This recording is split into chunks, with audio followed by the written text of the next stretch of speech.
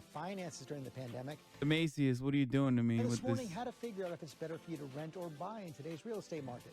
Rebecca Jarvis here with that story. Good morning, Rebecca. Good morning, George. Yeah, it feels like everyone got the same idea at the same time. It is time to move, and that has sent home prices soaring up more than 17% to new records versus last year. And that begs the question, should you buy or rent? Carrie Thorpe and boyfriend Brendan have been renting this. Bro, rental prices have also fucking skyrocketed, by the way. Like, rental prices during COVID were so crazy, especially if you're renting an apartment. Like, it literally was like, it for a brief moment. I remember looking at like California rent prices or like Los Angeles rent prices. And I was like, fuck, dude, this shit is like actually turning into a relatively affordable in comparison to what it was. Still not affordable though. A like somewhat understandable fucking price. And goddamn, dude, because landlords was just like, if you're gonna pay the rent, I will literally just let you stay here without raising your rent. I mean, maybe for some people their rent raised, but like, it's crazy. Like, that shit doesn't happen in LA at all. What's your monthly rent? Currently, I pay $3,100 for a 2-bedroom.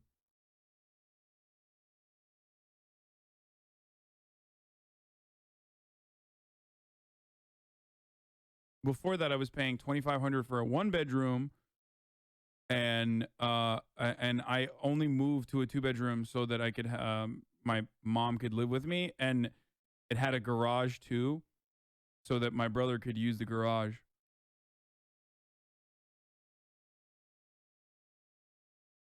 Pay $550 a month, dude. Okay, motherfuckers who say stuff like I pay $550 for a 2-bedroom, dog. There is no $550 rent in Los Angeles. You know that, right? Like there is no, like, what are you cannot live in Los Angeles for $550 a month, dude. Like, that's crazy. If you live for $550 a month, if you find rent, that means you're living with like another person in the same room in a bunk bed. Okay. In LA, you can't live in your fucking car for $550 a month, dude. That's crazy. Water and electric included? Fuck no. You can if you pay rent with a bunch of people. Yeah, I lived in a 3-bedroom with 2 other roommates for a very long time. I am very familiar with the concept. It's because of all the taxes, no taxes, lower rent. Think about it. Oh, totally, dude. Yeah. No, landlords are always, bitch, I learned that property taxes are literally just 1.25 of the original fucking price that you paid for your house, okay? Like a year. Landlords are absolutely ridiculous if they say it's because of the fucking property tax, and that's why their rents are so goddamn high. Okay, of the original valuation in California at least. That's crazy, okay? Wait, you pay water in LA? Yes. Well, water and electric are connected in LA. So LA Department of Water and Power are together. And I think you don't really pay for water, I don't think. I think you just pay for the electricity, but they're connected to one another. And they can't really shut off your water anyway. I think it's illegal. Paying $4,600 a month for a 2-bedroom in New York City, and my rent is reduced. Yeah, New York is even worse, dude. Wait, why don't you move to Texas with the other streamers? Why? So I can fucking never hear the end of it about how I like am literally evading taxes, dude. My community would be like, Hassan literally moved to Texas because he is a tax evader. Okay, like they would make it seem like I moved to the Cayman Islands. Okay, they would be like, dude, he moved to LA because he fucking hates. He absolutely despises paying taxes. That's why he's doing it. 2-bedroom, pet-friendly apartment for the last 2 years. Our kitchen, we have a nice little bar area. If Chad didn't say anything, hypothetically, would you move there? No, because I like Los Angeles. Over here. When the pandemic hit, they had to reassess. We have 3 animals, so it definitely got cramped pretty quickly. We love it a lot. It's just we definitely feel like we've outgrown it a bit. Now they're debating their next move, to rent or to buy. We want to be able to take advantage of the low interest rates and all of the benefits of purchasing right now. But then there's also houses that are a little bit inflated with the prices. An intimidating decision anytime, but especially now. Home listings down 37% versus last year. The amount of potential buyers up 53%. Meantime, more available rentals in almost every region of the country compared to 2020. We're putting money towards rent that we could be putting towards a mortgage and really setting our futures up for more success. What to do? We asked $1 Million Listing Star. Kind of disappointing you haven't organized your community yet. Us alone could spark the revolution.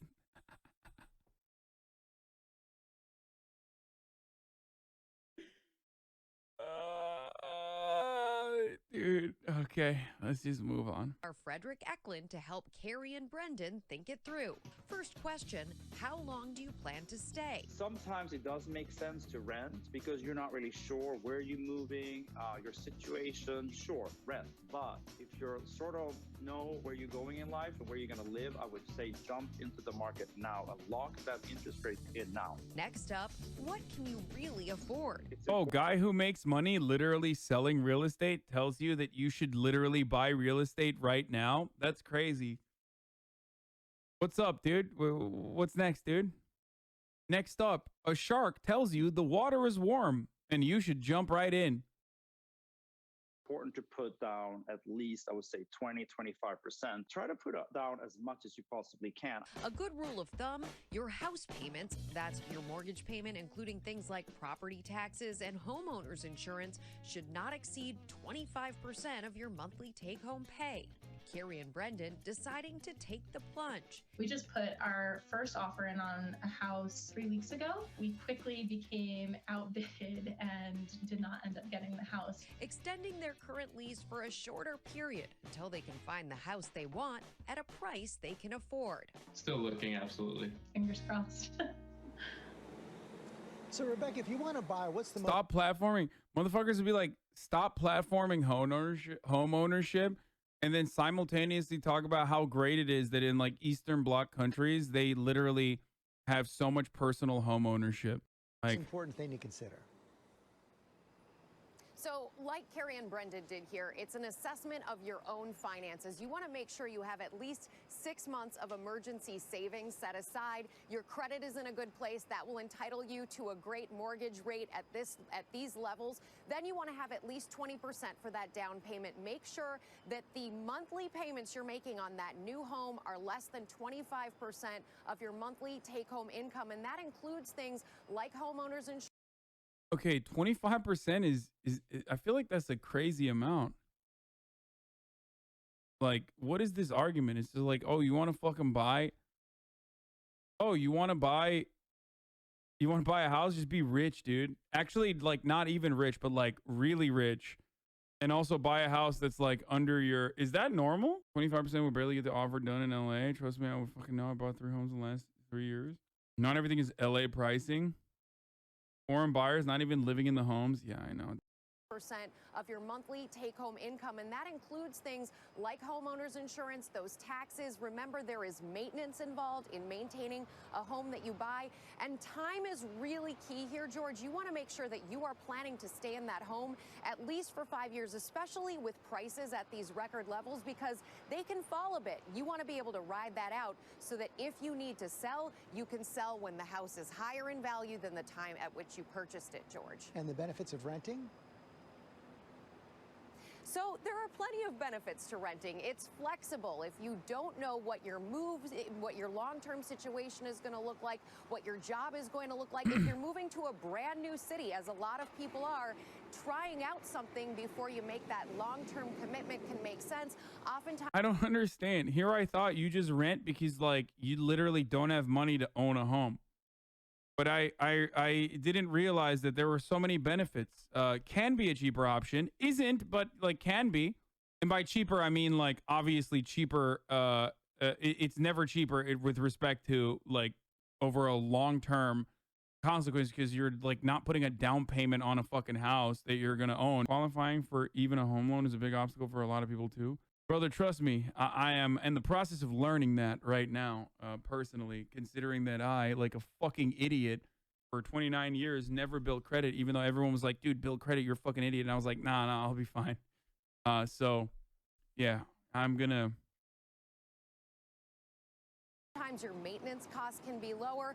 And George, there are some really great calculators out there at places like Realtor.com and Zillow, where you can actually look at whether it makes more sense to rent or buy in the location that you're moving to, given your financial situation, how much money you're willing to put down.